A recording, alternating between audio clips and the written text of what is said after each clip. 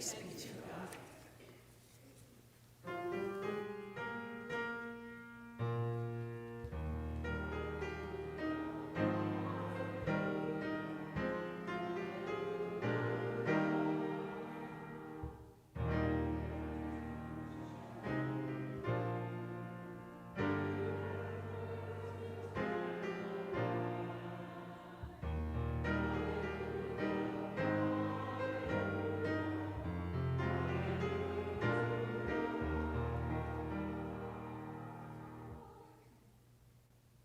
The Holy Gospel according to Matthew.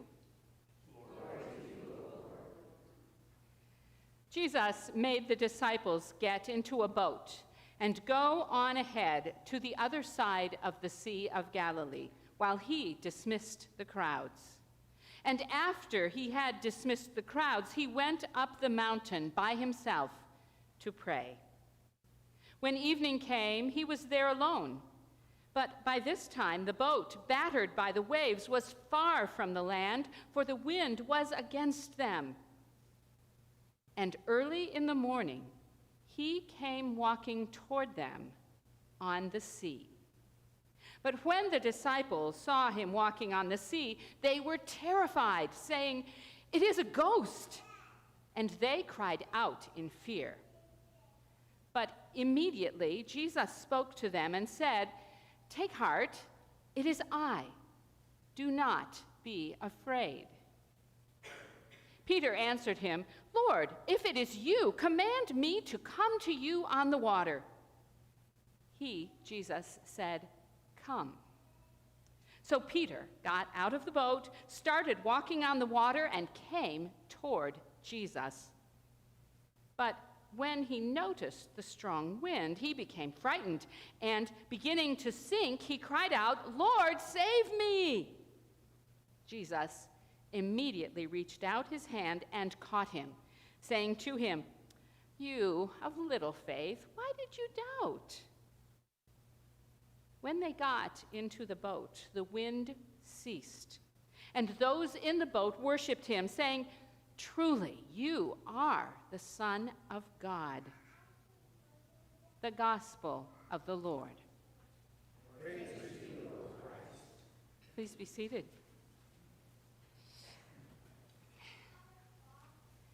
If you have ever traveled to the Holy Land, you may have seen the Jesus boat, or you may remember me talking about it.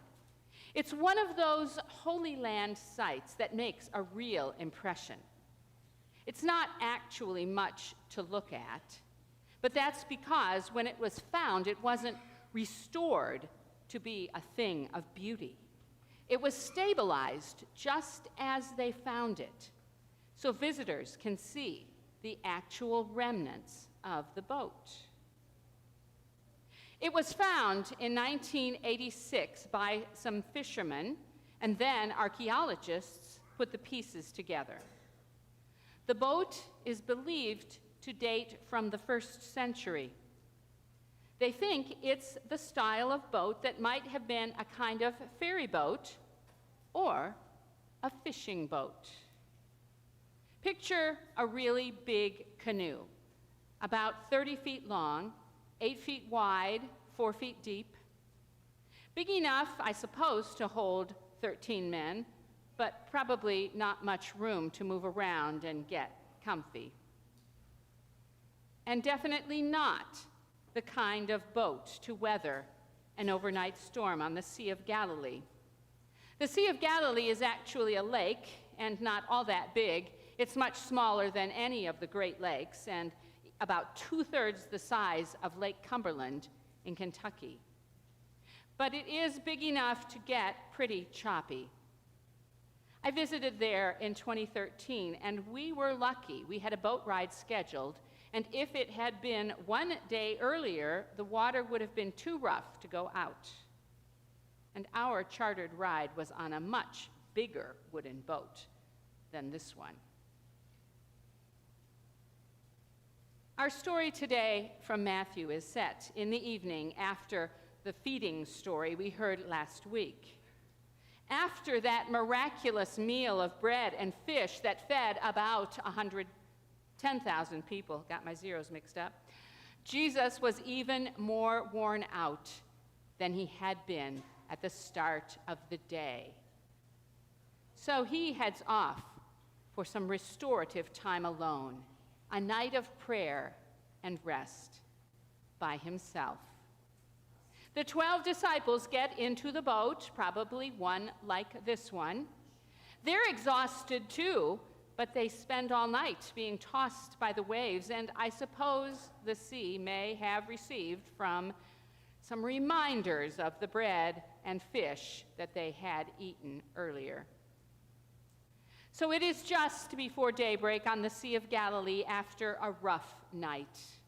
The disciples in the boat, those of them who are awake, can make out something in the distance across the water.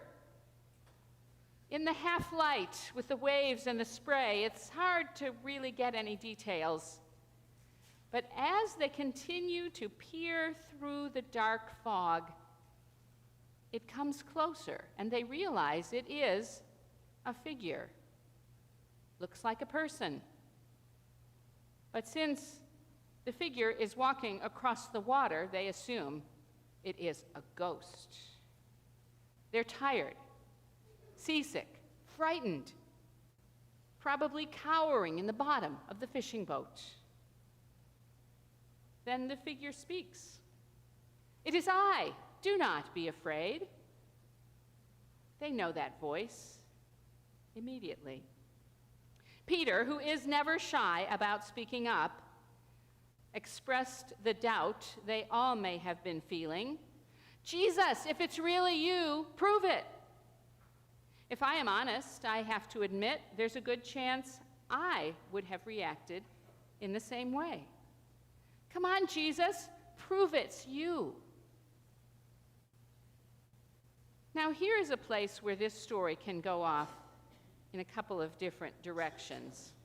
Sometimes when we think about this story, at this point, we make it about Peter. Peter, who was brave enough to challenge Jesus.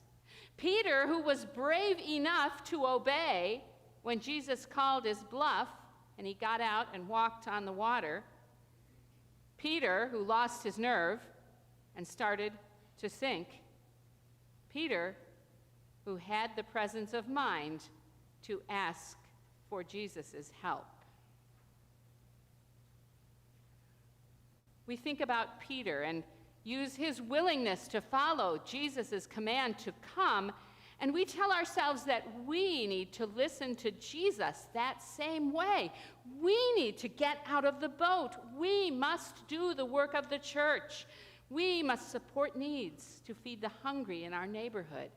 We must help at Tikkun Farm to give the families who depend on them the resources they need.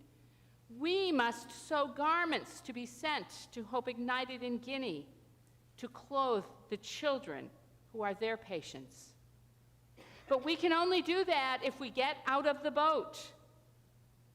We don't want to be the coward who stays in the boat. What good can cowards do in the kingdom or in our world?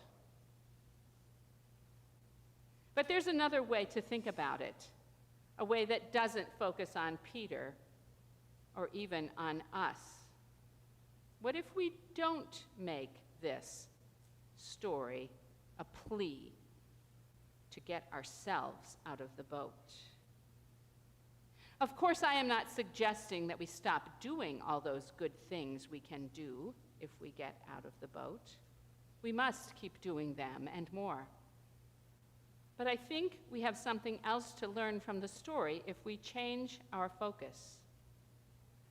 What if Peter isn't the center of the story? What if it's Jesus? That answer that the kids knew to give. Jesus, who after his restorative night met up with his friends just as he had promised he would. Jesus, who was willing to prove his identity to Peter by inviting him out on the water. Jesus, who was right there to save Peter when fear and doubt and distraction got in the way of following Jesus. Jesus, who climbed into the boat with them to finish the journey. The story doesn't need to be about Peter, because the reality is, without Jesus, Peter would not have been able to get out of the boat at all. Without Jesus' saving hand, the story would be short. Peter, you would sink right into the choppy water. We need Jesus. Let's take a step back and think about water imagery in the Bible. Water is often a metaphor for chaos. So in this story, we're not just dealing with the stormy Sea of Galilee. We are dealing with confusion, with uncertainty, with a situation that is out of control and with which we do not have the tools to deal. We love to think we can manage on our own. We love to imagine that we've got this faith thing, this Jesus relationship, all figured out. And of course, that is the precise moment when we begin to sink.